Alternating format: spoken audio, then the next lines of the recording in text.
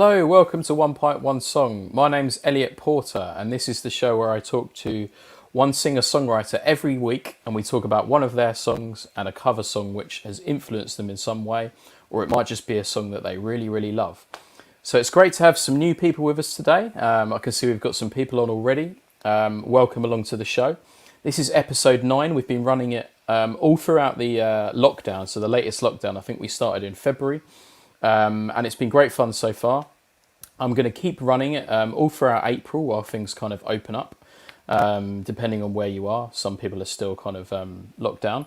And I will then be running it once a month, probably from May onwards, maybe twice a month, depending on if we get some cool guests that want to come on.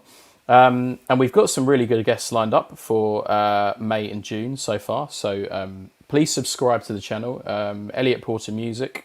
On YouTube, and Isolation Gigs on Facebook, which we will always be streaming live to if we can. And it's our channel basically for live gigs and live streams and podcasts like this one. If you're listening on audio, this goes out 2 days later, and you can find it on Anchor FM, where we've got a page. You can find it on Spotify. You can find it on iTunes and all the kind of places where you would be listening to your podcasts. So that'll be coming out a little bit later. For anyone listening on audio, if we get any comments from the audience, because this is a live podcast, I'll read them out so that you're not in the dark, so to speak. And to anyone watching now, if you've got any comments, please pop them in. Sometimes we get a lot of comments and I can't put them all up on screen, but I will try and allocate about 10 minutes near the end to do some questions. So if you have any questions for our guest, or if you've got any questions you want me to answer, just put them in the box on Facebook or YouTube, and I will put them on the screen, and we will ask our guest. So, talking of our guest, I'm very happy today to be joined by Irish singer-songwriter Megan O'Neill. So, Megan is someone I've known about for a little while. Haven't been to see live yet because of the pandemic kind of thing, but hopefully at some point. And she's got a great record. She's supported Jamie Cullum, Tom Jones. She's had a song on Nashville, and her music's absolutely great. So please welcome Megan. Hello, how are you doing? Everybody. Hello. How are you? I'm good. Here we are in virtual reality yet again. Yep. But really nice to be here. Thanks for having me on. Yeah, no, thanks so much for coming on. And I think it's good timing because, as you were telling me a little bit before, you're very busy at the moment, aren't you? Yeah, I think we actually organised this like quite a while ago, maybe a month ago, because this year has been absolutely nuts for me, and I'm very happy about. Like, I think I'm very happy to be busy, very happy that there's stuff happening and there's stuff being planned, and that I was able to release an album. I know lots of people weren't even able to get into the studio last year and record, so I'm grateful to be busy. Yeah, no, it's great, and in some ways I feel like it's a nice time to bring out an album as well, because stuff's starting to move again, because live music's coming back, and there's a tour as well, isn't there, at the end of near the end of the year, I think. Yeah, bunch of tours, some yet not announced, but Cool. the one that is announced is UK and Ireland. Yeah, starts in October. Yeah. Yeah. And I know that, I think, like, a lot of artists I talk to are either one side or the other, where they're waiting until all this passes and then they're going to release something, or they're just saying, no, I'm just going to put it out there now. And for me, it was the case of, I finished this record before COVID. So I had sat on this record for a year longer than I really wanted to. Like, I wanted it to come out at the beginning, well, maybe not the beginning of 2020, but certainly halfway through. And then I had to sit on it for a while. So I was kind of the thinking that, look, I'm moving on to new material now. I'm writing new material. This just needs to be out in the world. Yeah, absolutely, and yeah, I think it's a nice time as well. It's spring as well, and it's kind of coming into summer, and things are opening up. Things are looking a bit more optimistic, and I think, I'm always listening to new music, but hopefully people will be, in a great mood to listen to new music. So I think it's a cool thing, and first and foremost, I sometimes forget, but what are you drinking today? I was just saying this to you before. Yeah. I'm drinking a hot sherry, and this is the first time I've ever actually had it, because I thought I was making a hot port, but I actually picked up the sherry bottle by mistake. So this is sherry and boiling water, and I have to say, I'm very impressed. It's pretty good. Yeah. It's very good. We were saying well, I was saying it sounds the closest I can say I've had to that is probably like mulled cider or something like that. Yeah, it makes me feel like I'm at Winter Wonderland in London, which I would love to be Yeah. there right now. So Oh, yes, definitely. Well, I've got a vintage cider, so it's not mulled, unfortunately. But I've kind of got into the vintage ciders weirdly, in the winter. Doesn't make a lot of sense, but yeah, I thought, why not? Why not? Let's give them a go. I've never really been a cider drinker, so. nice. I am a big cider drinker, so I'm impressed. Yeah. Yeah, no, it's good. It's good. And it's time to try new things and see what happens. But to be honest, I'll probably drink most things anyway. So. Fair. So we got a few comments streaming in already. So, like I said, I'll try and put as many comments up as I can. If there's questions, we might leave them till the end, or we'll try and answer them as we go if they are relevant. Christopher says, really enjoy your music, Megan. You are a cherished talent. That's really lovely. Oh, thank you so much. And Daniel Lumley says, great choice. Good friend Daniel Lumley there. Hey, Daniel. I think he's talking about the drinks, probably. Yeah. I reckon so. Yeah. Matt Bradshaw says, every song on the album is brilliant and I can't wait to hear it on vinyl soon. So it's coming out on vinyl as well? Yeah. Yeah, I actually just announced it there the day before yesterday that we're going to be...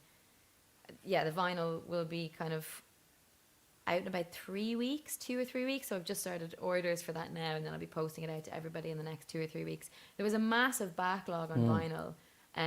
Certainly in Ireland, I'm not sure if it was as much over there, but there was a huge backlog on getting vinyl in and vinyl production. So I had to wait a little bit longer than I wanted to. But yeah, it's my first release on vinyl, so I am super excited about it. Oh, wow. Yeah. Oh, that's so cool.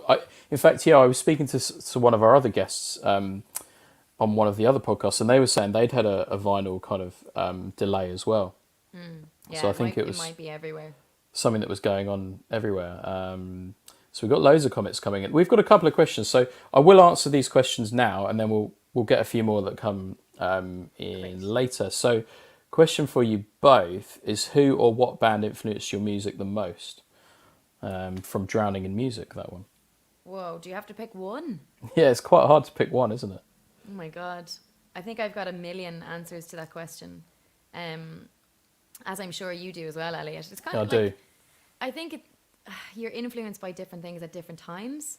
At the moment, and I'm going back into studio next week. I was just saying to you to record the next record, and at the moment I'm heavily influenced by so many female singer-songwriters and so many great albums that are coming out by, like, the Staves' new record is mind-blowing, and Haim, and Taylor Swift's Evermore and Folklore, Maggie Rogers. So, like, just powerhouse women. I'm really influenced by a lot of that music that's coming out right now. To answer your question, that's not one, that's like 6.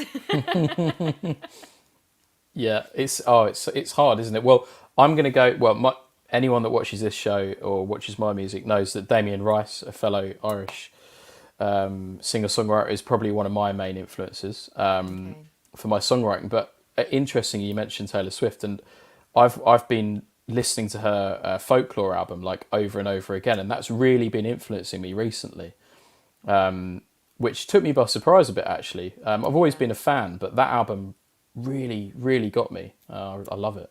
I'm going to say something really controversial. I think Evermore is better. Oh, wow, okay. Have you listened to it yet? I still haven't, because I've been on Folklore, and I need to go on that one now. This is the thing. I spent about 6 months on Folklore and just couldn't. Every time I got in my car, I'd be like, right, I'm going to listen to something else. Yeah. And I just couldn't get away from it. I just, on repeat for months and months.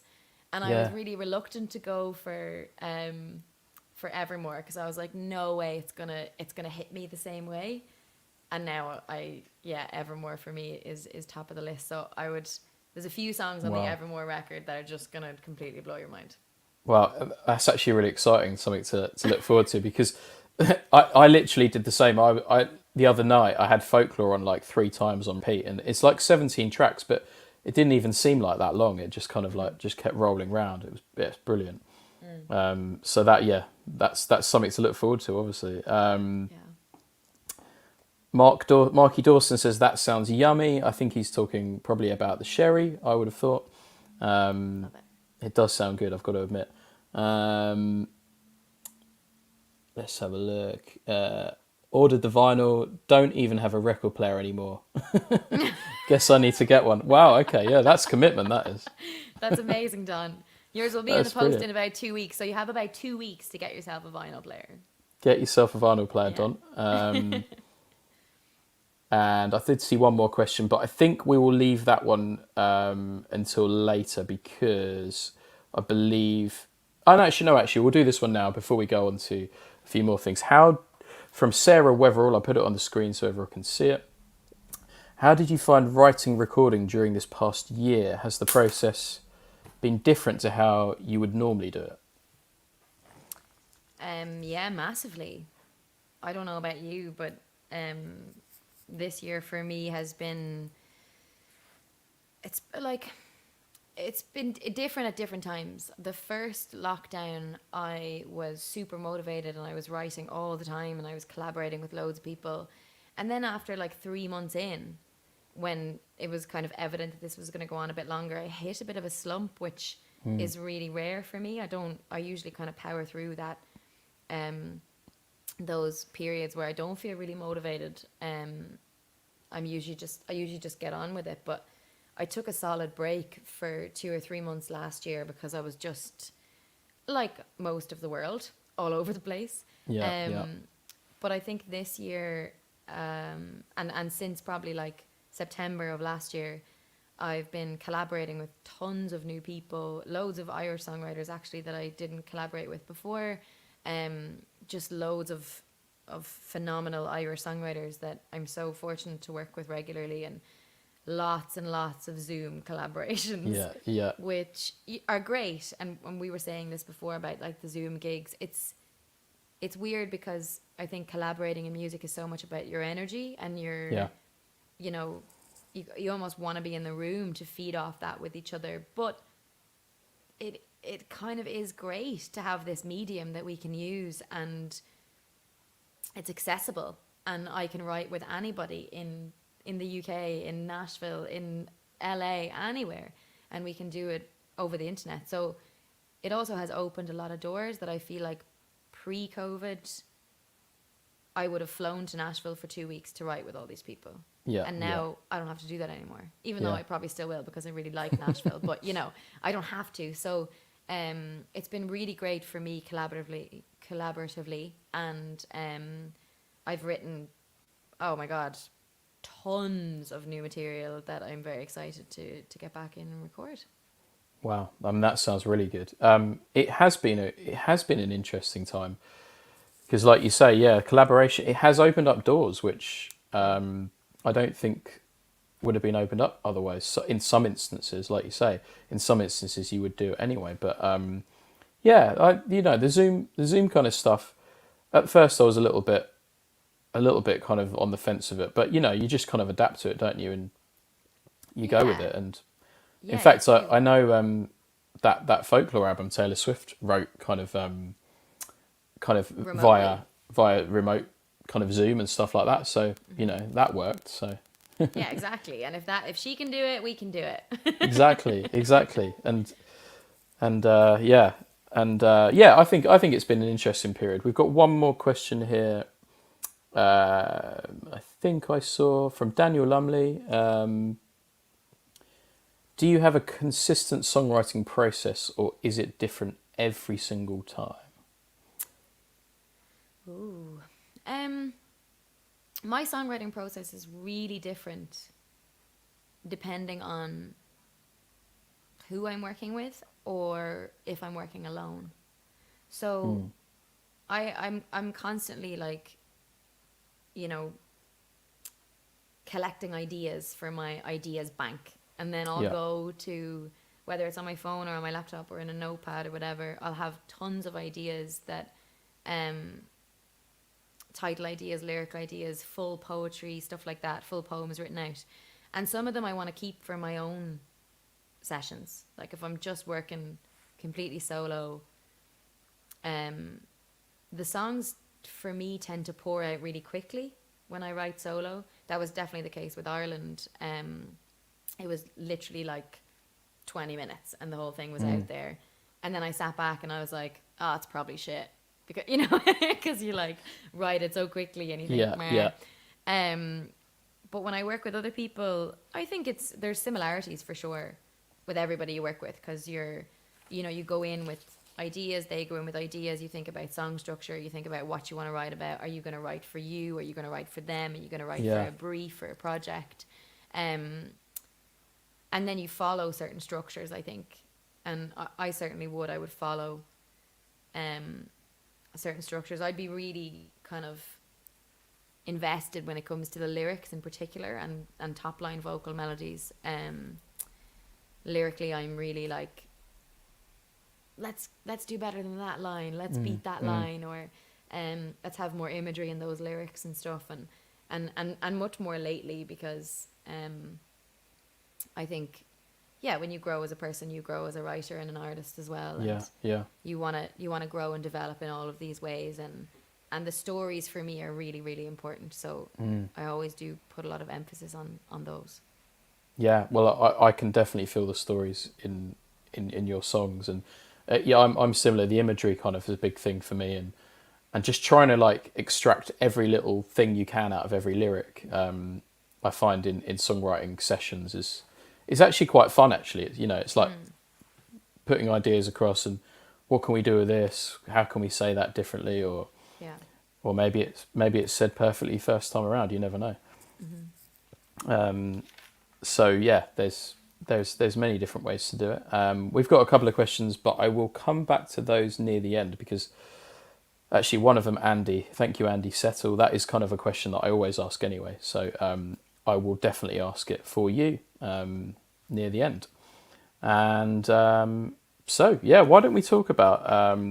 So you're in Ireland at the moment. I am, yeah. Yeah, yeah, and a beautiful country that it is. And did you live in London for a little while? I did, yeah. I lived in London for 5 years. Yeah. I left kind of at the beginning of 2019. I moved home, and yeah, I transitioned for sure. I moved to like, bustling middle of London to like rural Ireland, near the mountains and the lakes and the rivers. Wow. And Yeah. but this is where I grew up, in this town, and I love being back here so much, and I've really been grateful for it, especially the last year, like having access to nature on my doorstep all the time. I've been really grateful for that. Yeah, it really helps, doesn't it? I live just outside of London, but spend a lot of time in London and have done. But yeah, just that kind of extra space and getting into nature, and in Ireland as well, it's absolutely beautiful. So I can imagine that's been quite a nice lockdown kind of location, Yeah, really. yeah, it's been lovely. I'm very fortunate. Yeah. And Jonathan Cuff. Oh, hello, Jonathan. Yeah, I know Jonathan very well. Me too. Two Hi, of my favourite artists. Jonathan. Oh, thank you. We'll have to see you at a gig soon, Jonathan, hopefully. Absolutely. Oh my God. Chloe says, this is my sister Chloe. She's also a singer. I'm the same. I moved back to the Essex countryside at the start of 2019 after about 4 years in the city, London as well. So, and Yeah, London's a really hard place to leave. Like it is, for me. I wasn't really ready to leave. There's an illness in my family, and that's why I moved home. And I was distraught. There's a song on the album actually about, it's called London City, so it kind of gives away what it's about. yeah, But it was about my, my process of moving home, and without really being ready for it. And London for me was so much of my growing up years. Like 22 to 28 was there. And Yeah, so yeah. I did so much growing up in London and so much like finding out about myself that I was really sad to leave. Now, obviously, in regular circumstances, like the first year I moved home, I still travel there once a month, sometimes once every 2 weeks, because my agent's there, my management's there, my band are there, everyone's there. Yeah. So I traveled over and back in that year period really regularly. But then COVID hit, so haven't been in a while. No, even I haven't been in a while, and I only live about 40 minutes away. But hopefully soon, yeah, probably next week actually. But yeah, it's interesting you mentioned that song because I was listening to the album.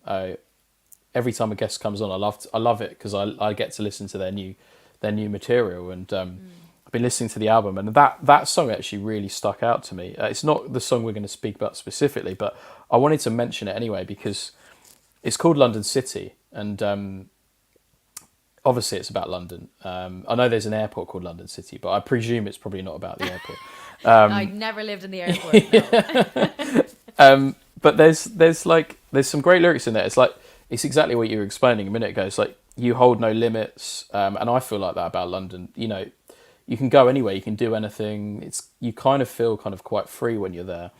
And I think there was one called "I Found Out Who I Am and Who I'm Not Anymore," and I think that's all kind of part of the journey, isn't it? The part of growing with yourself and your songwriting and your music career, I suppose.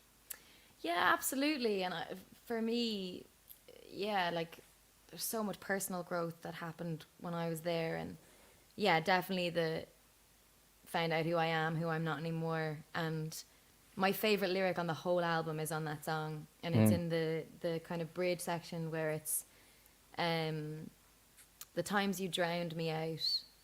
No, the times you put me down and drowned me out. Too many people, too much to talk about. But when I listened out, you taught me how to be myself amongst the crowd. And that was just like, London is, and I'm sure like all big cities around the world do this to you. They make you hard. Like, you have to learn to stand up for yourself. You have to learn who you are. You have to kind of battle through the crowd a little bit and then come out and be like, okay, I'm on this path and this is who I am and this is what I'm doing, because you can kind of get a little bit run over if you're not if you're not strong enough in a city like that. Big time, yeah. But when I went in to record that song, I recorded that probably like a year after I'd written it. I wrote it with the Dunwells who produced the record. Oh, okay, cool. Yeah, and I'd gone up to them maybe summer of 2018, so it would have been just before I left London really, and I said I want to write a song about leaving because I don't feel like I'm ready, and I want all of that to kind of pour into this song or whatever. And then when it came time to record the song, it was a year later, and I thought I would, you know, sometimes when you write the song, it's raw. But recording it, I was like, oh yeah, grand. Like, sure, I wrote it a year ago. I'm living back home now. I'm happy out. I could not stop crying. I was like, I was an absolute mess. And poor Dave, who was like, you know, the one at the laptop recording it, was like torn between, I should probably let Megan go out for a walk and, you know, cry this off, but also like capture the emotion. It took a while to get those vocals down, but yeah, that's a really kind of, that's one from the heart for sure. Yeah, well, it sounds like it as well. It's a great song. I love that, and it is interesting when you do write a song, and I've got a couple of songs about London as well, and I love London. But when you write a song, and then sometimes it just creeps up on you, doesn't it? The emotion, and I find that on stage sometimes as well. When you know you're really in a gig or in a moment, and all of a sudden you get these thoughts rushing back about what it was about originally, and I find that's the amazement of kind of songwriting in a way.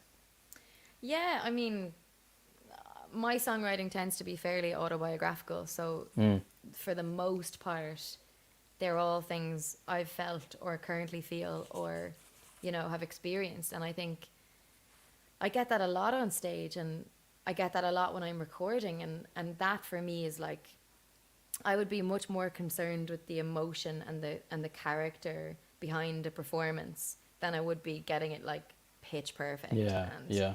you know, I'm like, that is a story that that you're telling. You're the vessel. Like you want people to feel you and feel that story and feel that emotion through your lyrics. So I think getting those feelings on stage is like, it's amazing. Yeah, I agree. And Chloe says here, I think that's just true for life. These emotions swim around in us and we never quite know when they're going to hit or come through fully. Yeah.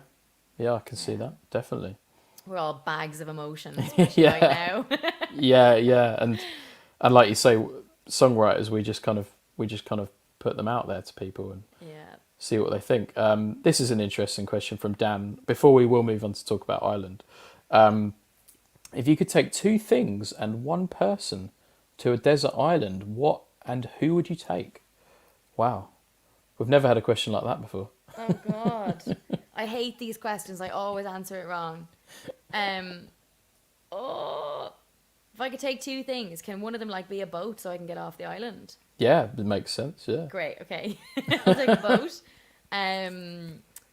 One person, I'd probably take my sister because she's great crack and Cool. we get on very well. Although we might kill each other, but I think for the most part we'd probably get on quite well. I need a second thing. Yeah, two things. Food? Enough food to last forever. Enough food to last until the boat can get us off the island. Yeah.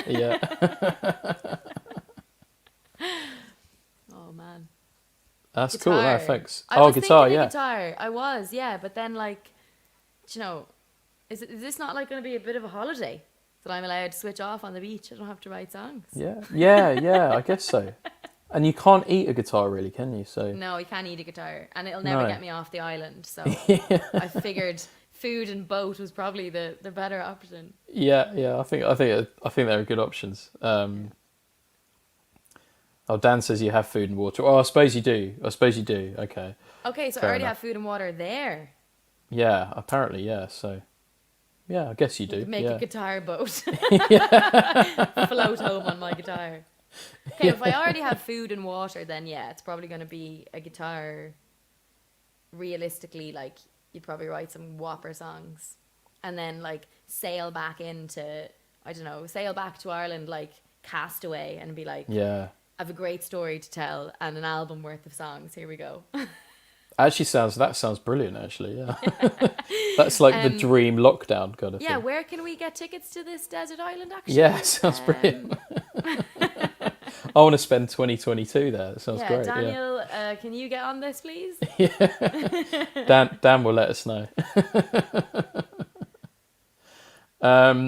Well, let's talk about Ireland. Not just the place, which I'd love to talk about forever because I love it. But you've got a song called Ireland, haven't you?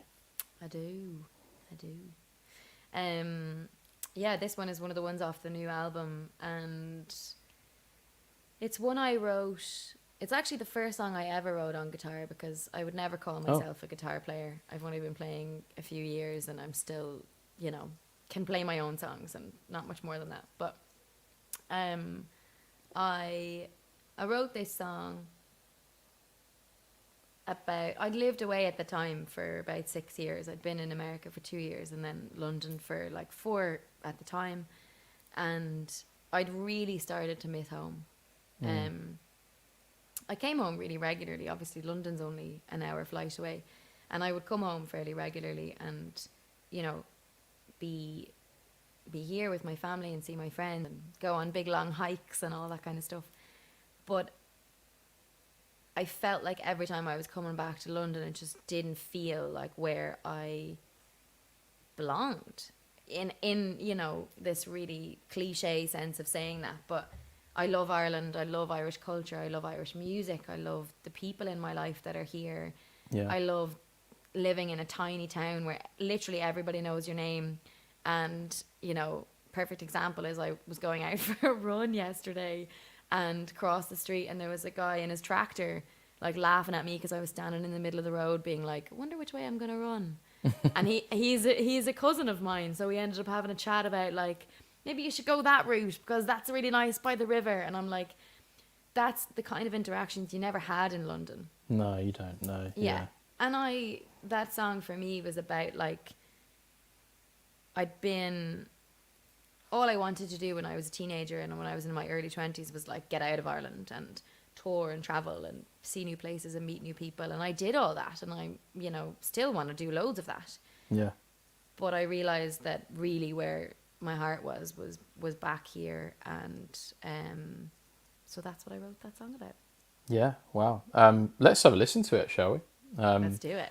We will disappear for a couple of minutes off screen, and we'll bring in your song, which I should have lined up here, hopefully. I'll just start singing it. Yeah, actually, yeah, we could have done a live thing. That would have been cool.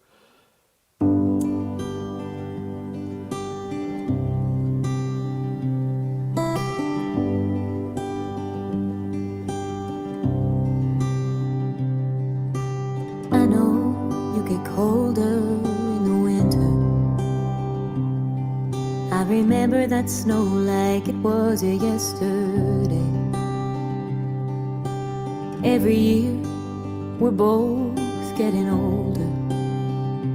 I thought I'd be back to you by now, but I'm still on my way. There's a saying, isn't there, that home is where the heart is. But I swear every part of me is there. So I'll take your rain instead of sun,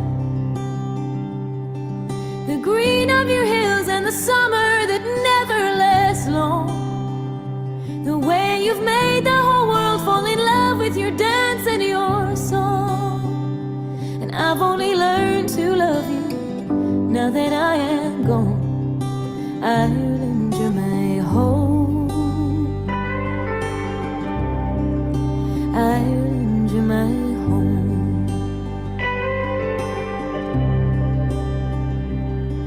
I'm here sitting by an open fire, just talking, telling tales and singing Tried all night, with an open bottle and warm hearts all around me, walking home in the rain, in the half-light. There's a saying, isn't there, that home is where the heart is. But I swear every part of me is there. So I'll take your rain instead of sun, the green of your hills and the summer that never lasts long, the way you've made the whole world fall in love with your dance and your song. And I've only learned to love you now that I am gone. Ireland, you're my home. Ireland, you're my home. There's a saying we all know, may the road rise up to meet you wherever you go. I hope that road is leading home. 'Cause I'll take your rain instead of sun, the green of your hills and the summer that never lasts long, the way you've made the whole world fall in love with your dance and your song. And I've only learned to love you now that I am gone. Oh, I've only learned to love you now that I am gone. I've only learned to love you now that I am gone. Ireland, you're my home. Ireland, you're my home. Oh, Ireland, you're my home. Ireland, you're my home.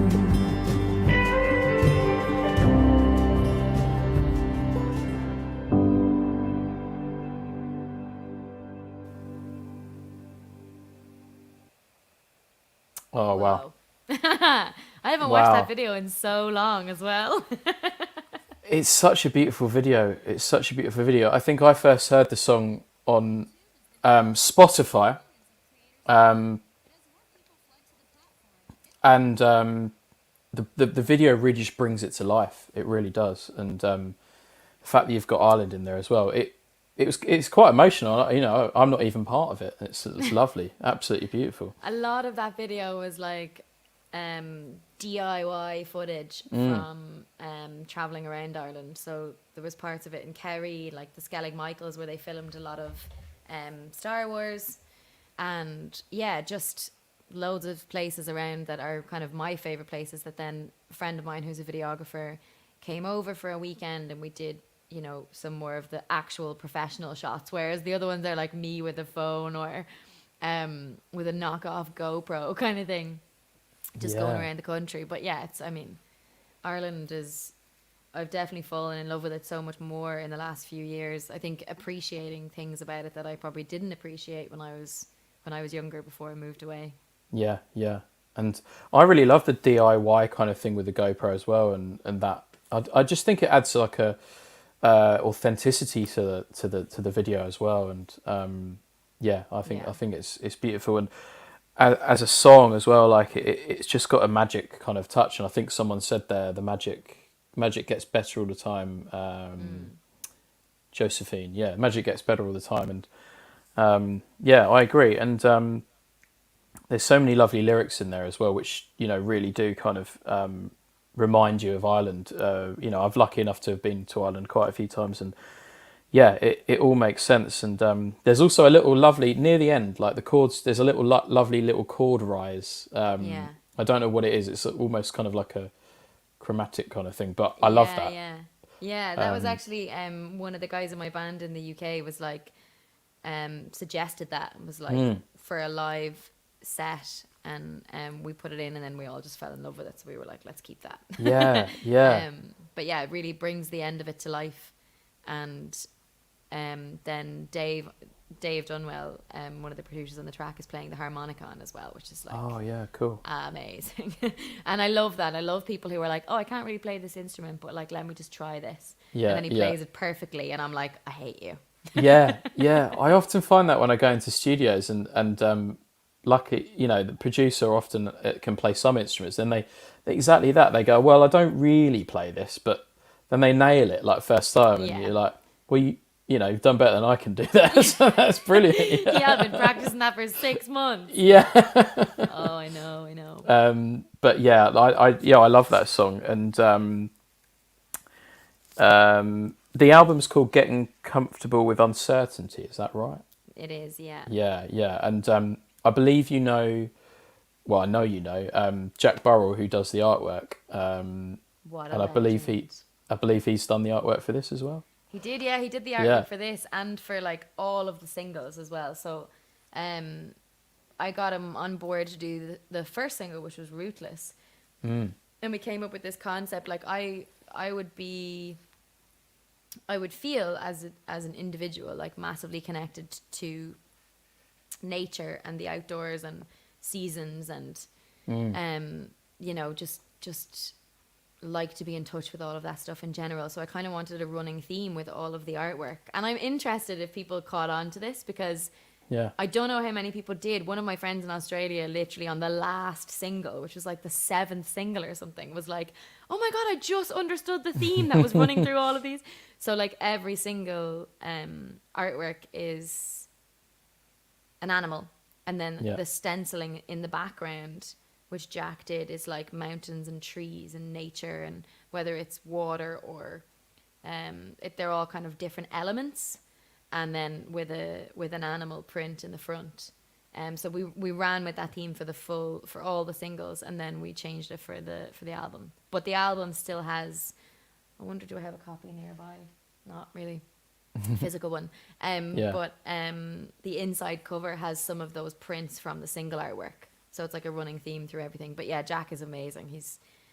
I feel bad because I've had multiple times where I've been like, Jack, I need this by like next week. And he's like, I got you. And he's just great. Yeah.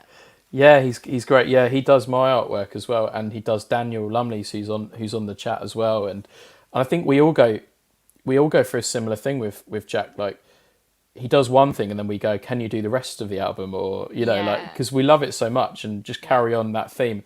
And I think it's really important actually to have a theme with the artwork for an album, because you these days as well, you have loads of singles, and you want them all to kind of tie together. And when it comes to nature and animals, Jack's like brilliant at those. And Yeah.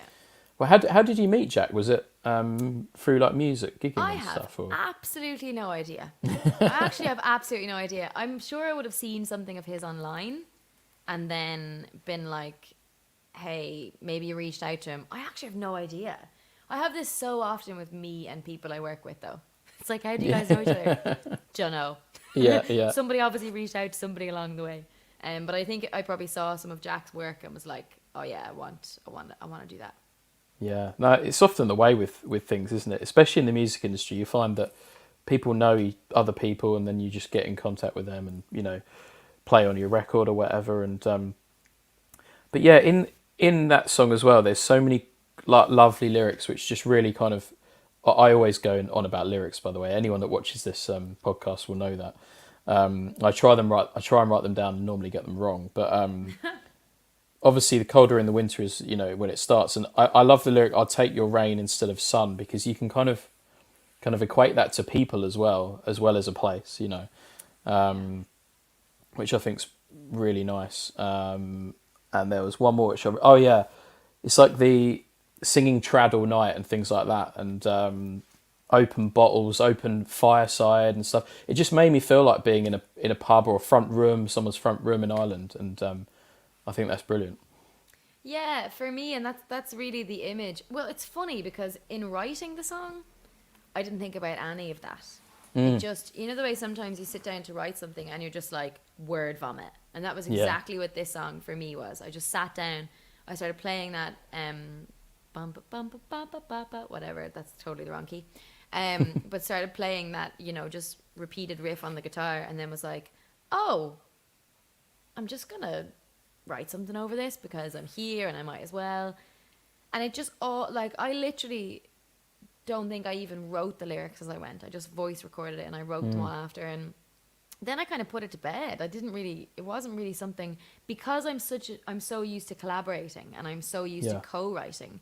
Writing by yourself is almost scarier because you don't have that validation from somebody else to say like, oh yeah, that's great, And so with Ireland, I was like, and this is in the recent years on getting comfortable with uncertainty, there was a few solo writes, which I always feel really proud of because it's something that I've created completely individually without anybody else's input. But it's almost scarier then, because if somebody doesn't like it, you can't blame the other person who wrote it with you. You just have yourself. It was just me. Yeah. Yeah, damn it, that one was just me.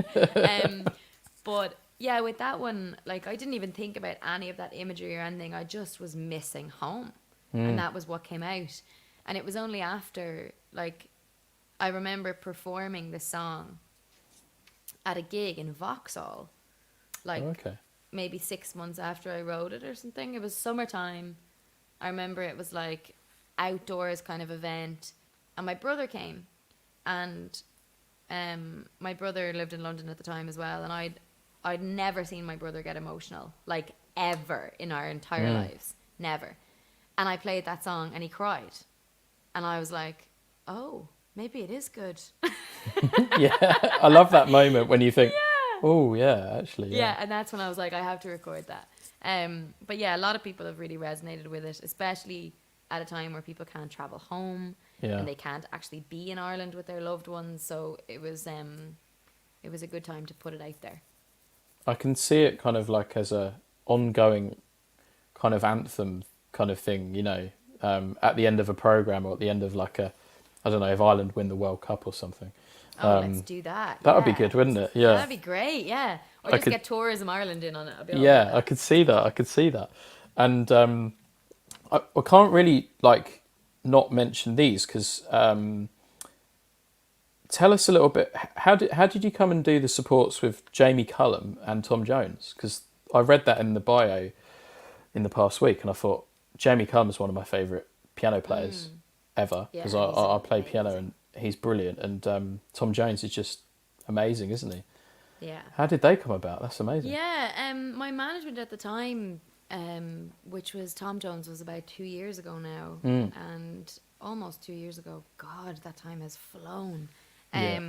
But yeah, I just got a call. I was home, and I got a call being like, "Hey Megan, what are you doing on?" I think it was the 13th of July or something, like, "What are you doing on Sunday, the 13th of July?" And I was like, "I don't know.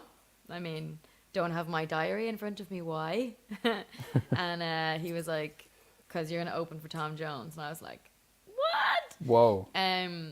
So that kind of came about through my management at the time. I was put forward for it and I was chosen for it, which was amazing.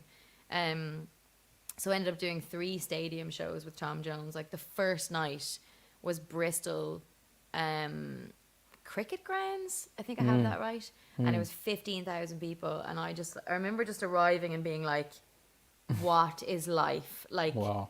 there's just rows and rows and rows of seats, and then standing behind that, and then like full crew and catering, and it was just mad. And it was my first, like, I'd done big enough gigs in the past and support tours and stuff, but that was gigantic. Yeah. Obviously. So it was amazing, a really great experience to do those shows with Tom Jones, and he was so lovely.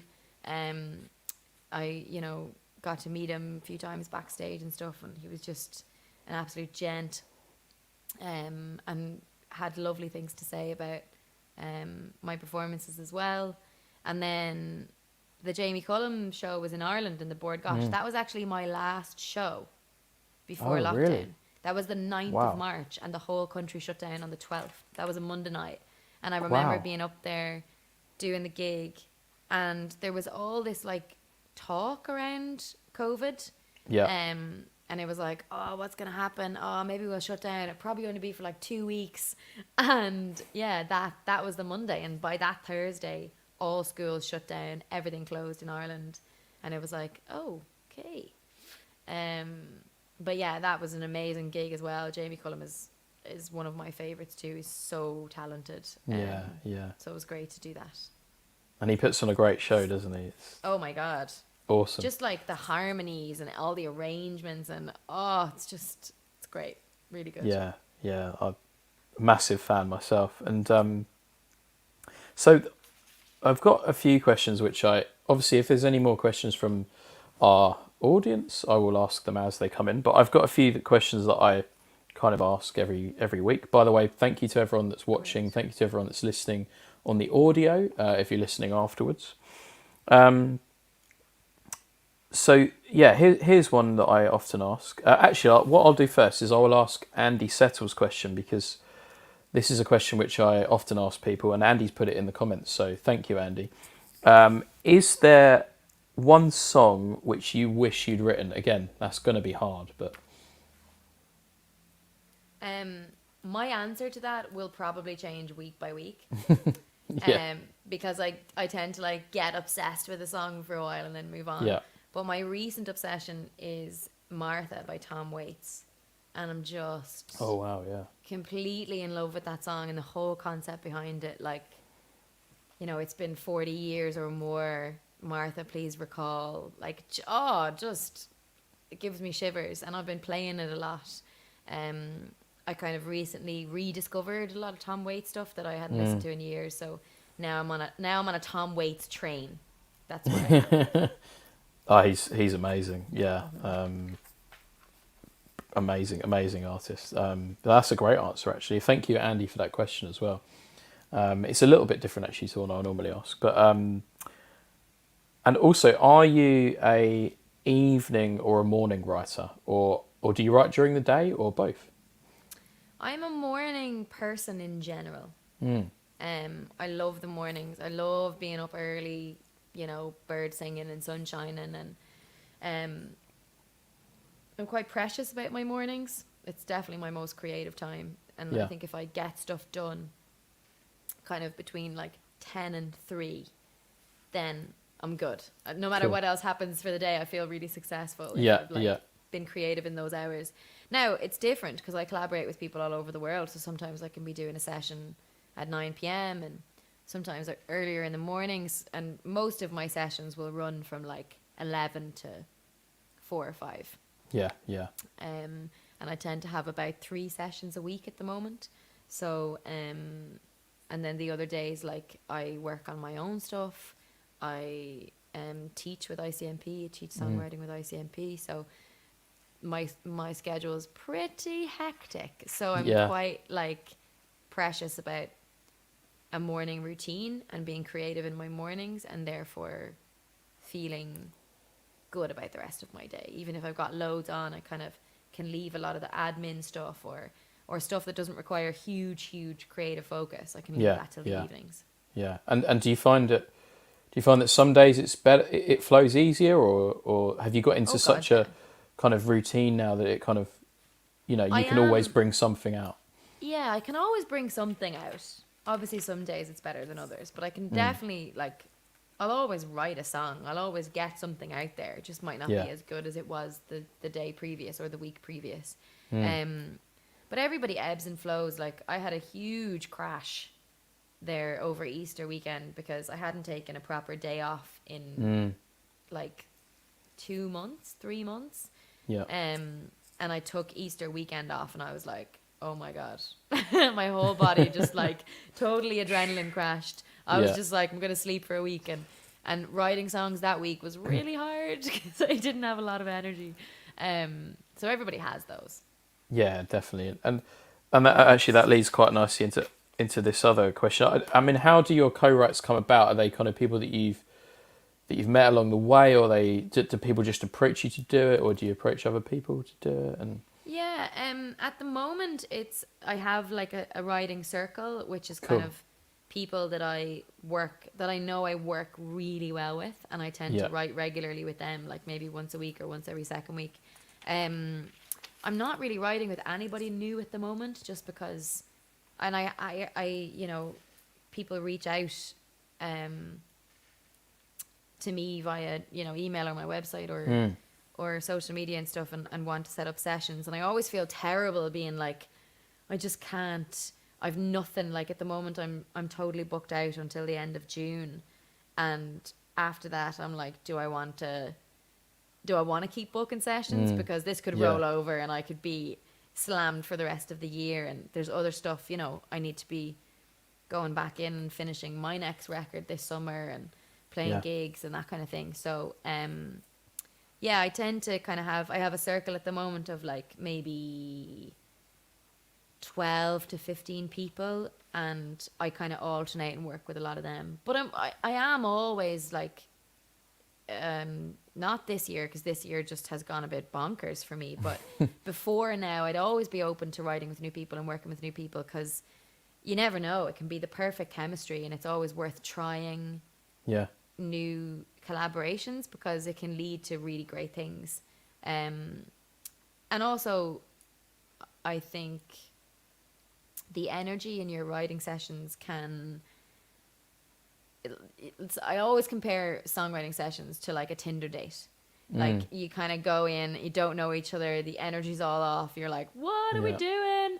And then but by session 2 you could write the best song ever, and session 1 it might not be the best song, but like it might be fine, it might have been like a good flow there. But then you're like, I'm always up for giving a collaboration 2 or 3 sessions and seeing how it goes, and if great songs or even just good songs are coming out of that, then great, you know. I'm doing my next record with Richie McCourt, who's a phenomenal Irish singer-songwriter and producer, and the first session we did together, we really didn't write a great song. Like, it was grand, but it wasn't amazing. And then the second song was amazing and is going on the next record, and the third song was better, and it just kept getting better. So I always think, like, give it more than one session with everyone, you know, and then judge it down the line. That's a really good bit of advice, because I speak to a lot of people about co-writing, and there's a lot of people that are a bit you know, apprehensive about doing it. But yeah, like you say, it doesn't have to happen in the first you know, few hours that you meet or whatever. Just like a date, actually. Always give it a second date, because Yeah. you never know. That first one just might not, like, someone can be off mood. They can be not Yeah. in their best form. And same Yeah. thing with songwriting. Like, it's always good to give it 2 or 3 goes. And, you know, if you then get to the last third session and you realize, okay, we're not actually flowing that well, or maybe this isn't the perfect collaboration for me or my sound, great. But at least you've given it a try. Yeah, yeah, completely. And there's another question as well, which is quite relevant to this. Is if you could co-write with anyone, who do you think it would be? We've Oh had my some. God, these questions are so hard. Oh my God. I mean, that is so unfair. There's like literally 15 people off the top of my head that I would go for. It's tough, isn't it? I mean, Dolly Parton, because I just love to like hang out with her. I'd love to hang out with her. I'd love to go on a Tinder date with her. No, that's so cruel. Dolly Parton would be one. Brandy Carlisle would be a huge one for me. Yeah. I am just completely obsessed with her style of writing. I just think it's it blows She's my awesome. mind every time. Yeah. Oh my God, she's unbelievable. But there's so many. That is cruel. That's a cruel question. It should be at least allowed pick 5. Yeah. We've had a few cruel questions from the audience tonight as well, which are hard to answer, but it makes it fun, doesn't it? And Yeah. I think we've got a comment here from Lewis Method. Louisiana. Wow, from Lake Charles, Louisiana. Thanks for the crack, Elliot, Poor, and Megan O'Neill. It's been raining and rumbling thunder here just before this event. It's a lovely offering of... Oh no, I can't say that. What is it? Aaron Gabra. Aaron Gabra. Don't worry, I got you. You got it. Yeah, good. Yeah, I was doing quite well, and then I was like, oh no, gonna trip up there. But thank you, Lewis, for that comment, and from tuning in from Louisiana as well. Cool. Which is amazing. And yeah, so I think that's probably the end of the really hard questions. Okay. So yeah, as we've got about 10 minutes left probably. As people that listen to this show know, we normally finish on the cover version, which we're going to do today. But tell us a little bit about your influences, I suppose, in general, and then maybe tell us about the cover that you've chosen as well. Yeah, I think I listen to a lot of music in a lot of different genres. Like if I'm out for a run, my whole playlist is like proper house music. And if I'm, driving in the car, it could be a playlist of a total mix of... I tend to make a lot of playlists on my Spotify that are like inspiration number 1, inspiration number 2, like inspiration for next record. And at the moment, like I was saying at the beginning, that my inspiration is a lot of kind of female songwriters at the moment, and women in music that I really look up to. Everything from like Stevie Nicks to, Mary Black, who's an amazing Irish folk artist, and there's some amazing music coming out of Ireland at the moment as well, and some amazing female artists that I'm huge fans of, and I'm listening to a lot of that stuff as well. But definitely at the moment, very influenced by Folklore and Evermore, Taylor Swift's records, by the Staves, by Haim, by... trying to think who else. Tom Waits, obviously. I've been listening to a lot of him.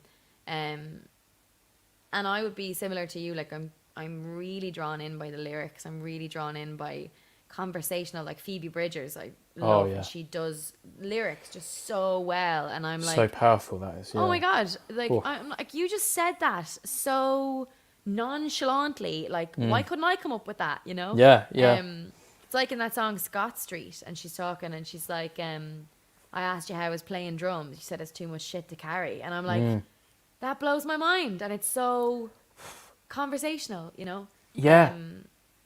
So I love all of that, but I think it throughout my life, like I was heavily influenced as a young songwriter. Like I would have started writing songs and writing a load of poetry. I've got books of poetry from when I was about 13, 14 years old,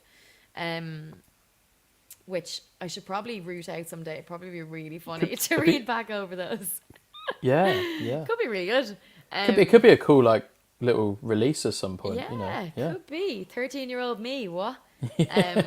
But yeah, I was heavily influenced by a lot of the stuff that my mum used to listen to and play in the car, and she has great taste in music. It was a lot of Jim Croce, which is this cover I did. It was a lot of Fleetwood Mac, Stevie Nicks, Mary Black, Carole King, Reba McEntire, Shania Twain, like Dixie Chicks. God, I'm trying to think who else she had in there. Joni Mitchell, Billy Joel, like just phenomenal, you know, singer-songwriters. And it's only in recent years I've actually realized how big of an influence that had on me as a lyricist. Like I grew up really tuned in. Like my mom would be in the car and she'd literally rewind and be like, listen to that lyric, listen to how good that lyric is. And like she still does it to me all the time. That's amazing. Yeah. Oh, it's amazing. She still does it all the time. She like, even if we're mid conversation in the car and something comes up on the radio, she'll like tell me to shut up and blare it and listen to all the lyrics, and then we'll talk about them. And you know, it was only in recent years that I really realized what a huge influence that had on me, and also that she exposed me to a lot of female songwriters, like Carole King and Joni Mitchell in particular. That I think when you're exposed to that as a young girl, you almost listen to that and you're like, I can do that. Of course I can do that. You know, that's what I'm listening to. That's what I'm exposed to. I can do that. And so I think that had a part to play for me as well, for sure. But Time in a Bottle, it's funny That's a brilliant song, by the way. I love that song. Yeah. It's an amazing song. And like, just again, the lyrics in that song, I'm like, dude, what? So good. But that's one of my mom's favorite songs, and I grew up listening to that. And so I was approached by, you know, this Netflix show, Firefly Lane. They needed a female version of Time in a Bottle for episode 1. And, you know, a lot of the time when you're given these briefs, is what we call them in, you know, songwriting, publishing terms, you're given these briefs and you're like, we want you to write or record or create something that fits in this box. Yeah. But there's no guarantee that you're going to get it. You know, there could be 300 songwriters or artists going in for that one brief. So it's throwing your name in the hat, you know. But I rang up my friend Mark Kaplis, who produced this version of Time in a Bottle and features on the track, plays on the track. And I was just like, I knew if I was going to do this with anyone, it was going to be Mark.